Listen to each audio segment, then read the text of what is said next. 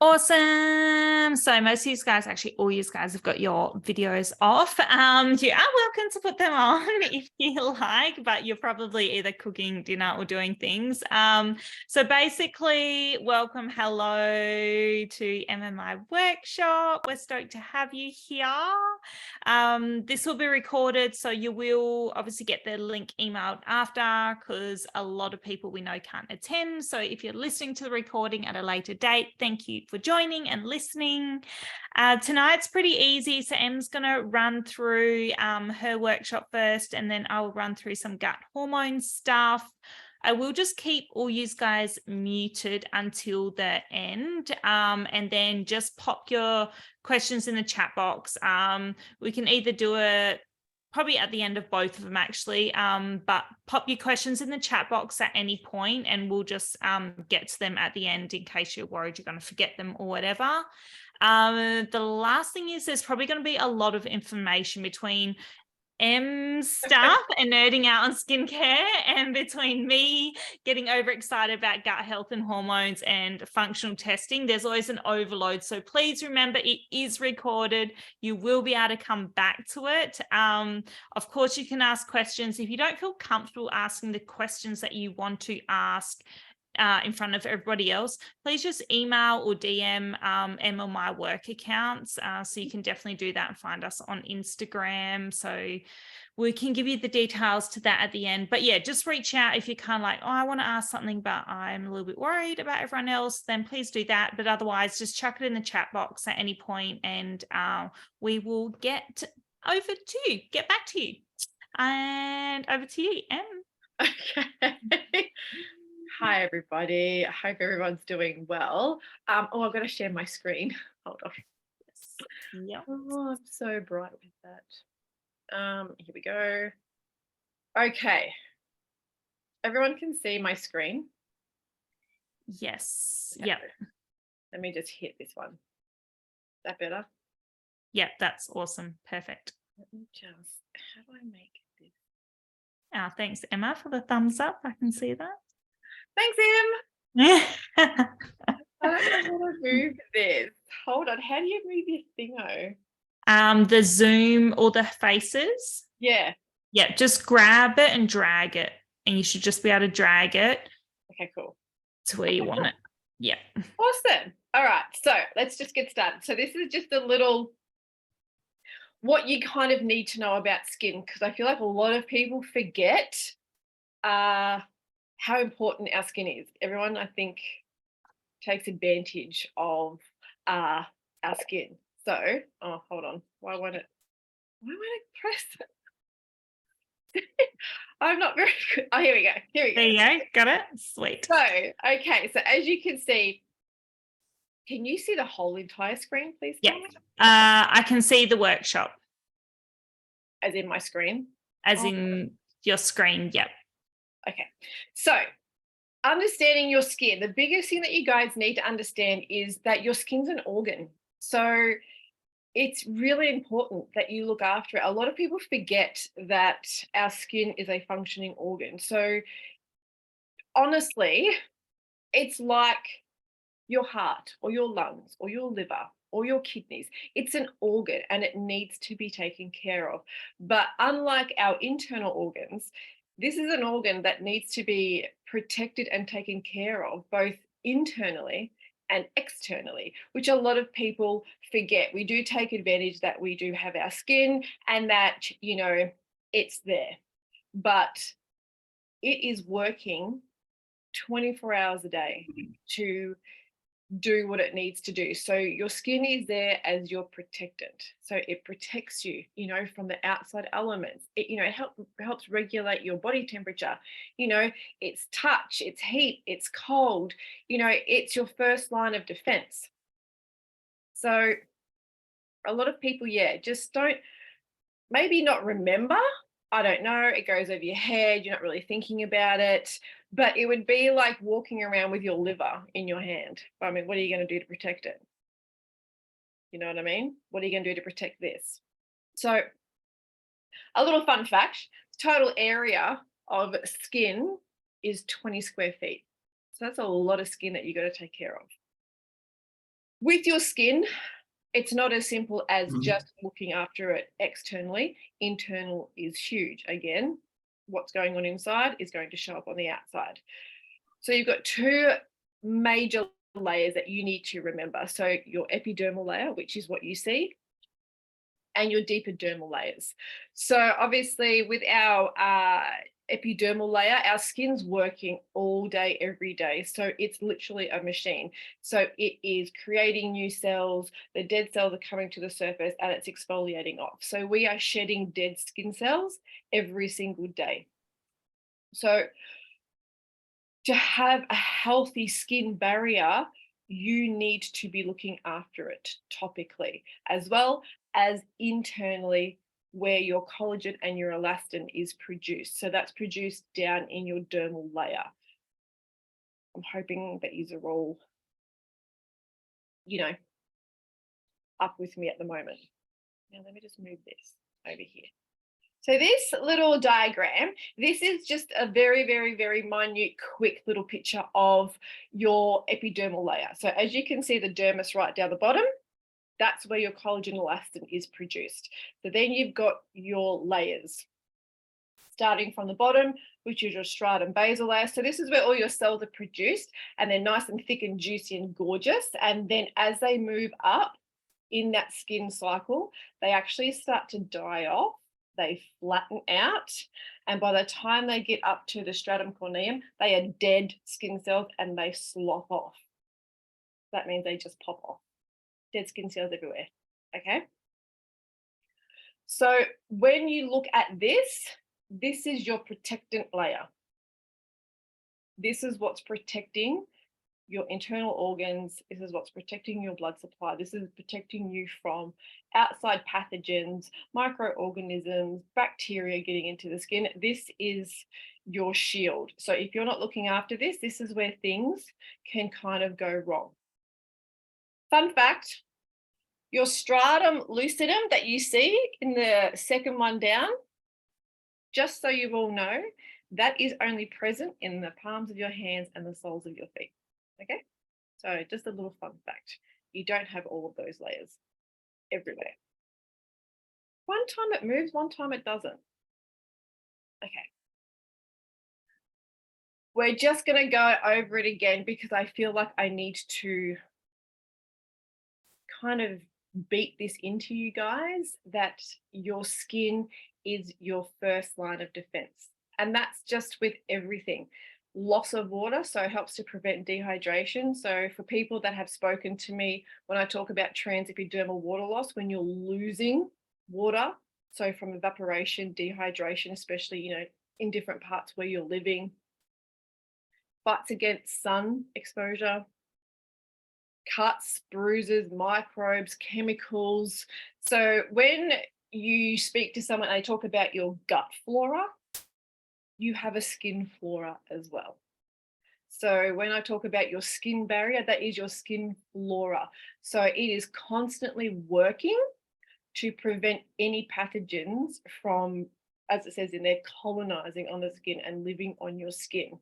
So constantly it's getting, it's secreting oil and nutrients to fight and break down those, different bacteria that are sitting on your skin. There's microorganisms that live on our skin all the time. So just breaking all that down so you don't get sick, you don't get an infection. But if that barrier function isn't working greatly, that's when you start to see inflammation, infections, any kind of reactivity like to the skin. Hope all that makes sense so far. One time it works, one time it doesn't. So moving on, we're going to talk about pigment.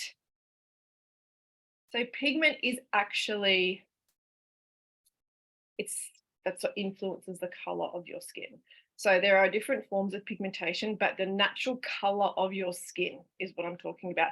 So hereditary, depending on where you are, is how many melanocytes are in your body. So obviously on the left, there's darker skin, so they have more melanocytes. Lighter skin has less. So this is what is stimulated when you get exposed to sun. Now, I'm not talking about sunlight. I'm talking about UVA, UVB, UVC rays. So even cloudy day, rainy day, UVA is always there. Okay, so as soon as the sun or the UVA hits unprotected skin, your melanocytes start working to protect it. So that's its first line. That's your first line defense. As soon as there's any kind of trauma to the skin, melanocytes start working. It's the same when you get a cut or an abrasion. So when you have that pigmentation, when you pop a pimple, you know, when you're all popping pimples and it comes up red and it stays there for a while, that's post-inflammatory hyperpigmentation. So on a darker skin person, that would go brown. On a lighter skin person, it goes red. Hope all that makes sense to you guys. So, and obviously I'm going to go into sun and UV and all of that. That's a lot of information. I don't want you to be overwhelmed by that. You can go back and read this in your own time. But this is basically talking about what happens when the sun, you know, the skin is exposed to sun and damage. So when you've got an increased melanin production, that's when you start killing off your DNA. And when you start killing off your DNA, that's how cancer starts. Okay, in a nice way. So bringing all that back, let's drop down to the next one where it says it requires about 10 days after your initial sun exposure that your melanin synthesis hits its peak. So just because you got sun 10 days ago, you've completely forgot about it. But your body is still trying to fight that trauma from that sun exposure. Okay? Obviously, increasing sun exposure, not wearing your sunscreen every day, you know, only putting, you know, it's a little bit in a tinted moisturizer, whatever crap that is. If it's not a 50 plus and you're not putting it on, continuous sun exposure, that starts breaking down and killing cells. And this is where you start your premature aging. So I'm going to bang on about sunscreen a lot. But if you don't, your skin can't do it on its own. And this is why we have so many skin cancers and melanomas. And there is a lot of that, especially here in Australia. Okay, moving on to your skin and how you need to look after it. So what you have to remember is your skin has a pH. So a pH range between 4.5 and 5.5. Now that might not mean a lot to you, but that is the neutral base of our skin. So you've got acidic and you've got alkaline, okay? So we're kind of close in the middle. A pH scale is 0 to 14, 7 is the middle, so we are slightly on the acidic side, okay? And this is vital to keep it at a 4.5 to a 5.5 so it stops anything from penetrating the skin barrier. Okay, so as it says there, your enzymes, especially on the top layer in your stratum corneum, they function great in a slightly acidic environment.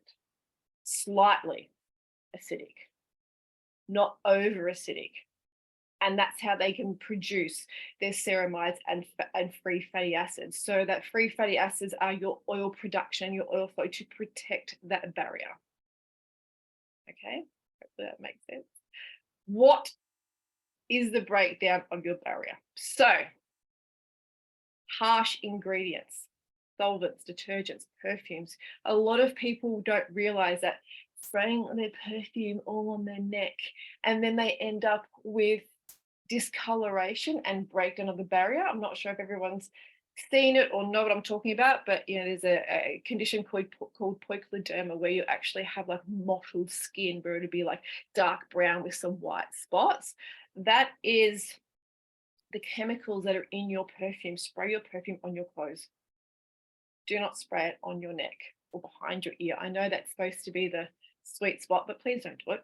It weakens the barrier, and over time you're spraying perfume on your neck, you're not putting sunscreen on, sun hits, damage. So, everyday things, exfoliating ingredients. I know a lot of you, you would have had a look at products. I'm sure a lot of you have had some kind of skin trouble and you've been told to use, acid-based products to strip away the oil. So when I say we're slightly acidic, when you look at exfoliants and AHAs and BHAs and acids that are used like glycolic acids and salicylic acids, they sit around a 2 and a 3. So they are extremely abrasive on the skin. Now, if you're continually doing that on a daily basis and not repairing that barrier function, it's slowly going to break down. And when that starts to break down, you'll start having breakouts, you become red, inflamed, you're just going to be reactive. So when people come to me and say to me that I've got sensitive skin. No, you don't have sensitive skin. You have reactive skin because you've tortured it. And I say that in the nicest way possible because you don't know any different. You're using ingredients and products on your skin that you think is okay, maybe from, social media and TikTok and all these fun things that you're putting on your face because, I don't know, Kim Kardashian told you to do it. If you'd actually looked at Kim Kardashian's ingredients list, I can pretty much put money on that she does not use that on her face because every single product is so comedogenic that she would be covered in congestion. Just going to leave that there for you. So, hot water. Like hot water. So for all you girlies out there that love your stinking hot showers, turn it down. Turn it down. Just turn it down because hot water is so damaging, so dehydrating, so stripping. Hydration. I'm going to just bang on about it because I'm like an old grandma when it comes to skin. What you need to know is your skin is going to age, particularly in certain ways that you can't control. And that's your genes, your DNA, your heritage, things that you have no control over, but you can definitely help to slow it down. So, depending on where your heritage is from, if you've got, like English, Irish, those really light heritage that do have they always age quicker.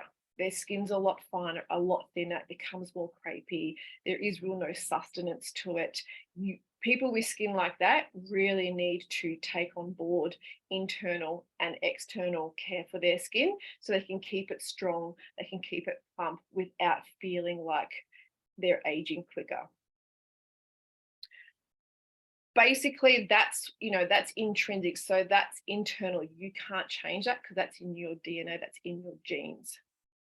So there are ways to help prevent it. Just look at your mum or your dad. How's their skin? Because that's kind of going to tell you, I look at my mum's skin and have a heart attack. So I never want to look like my mother. I love her to bits, but she looks like she's so wrinkly and she's never used sunscreen. She's never, used product. She uses oil of Olay. So we'll just leave it at that. And my mum is a redhead, so you can imagine what her skin's like. The biggest one that you can take control of is external aging, extrinsic aging. Outside factors are huge. The sun, smoking, malnutrition, not eating the right diet, your hormone disorders, if there's disease, repetitive facial expressions. We're talking about this in another thing. Gravity, pollution. There's so many things, free radical damage, UVA, UVB, UVC rays. There are so many external factors that you are in more control of that will help. So what you do now will prevent what your skin's going to look like in 20, 30, 40 years. So if you start now, your skin has a much better chance. No one wants to look like an oiled up leather handbag on the beach like these dudes. Come on, just spray tan. That's what we all do. Big things for you to remember. I don't know if you want to screenshot this or whatever it may be, but you'll have it later on. Big things. Now, I'm sure for you guys that have seen Shez, internal vitamins and minerals do so much, but also on the surface.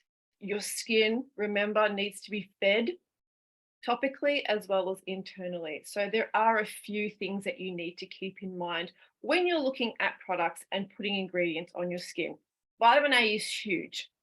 Vitamin A internally is huge. Vitamin A topically is a game changer, but it can only be used when your skin is healthy. Putting vitamin A on a weakened barrier will just make life hell because it's too strong.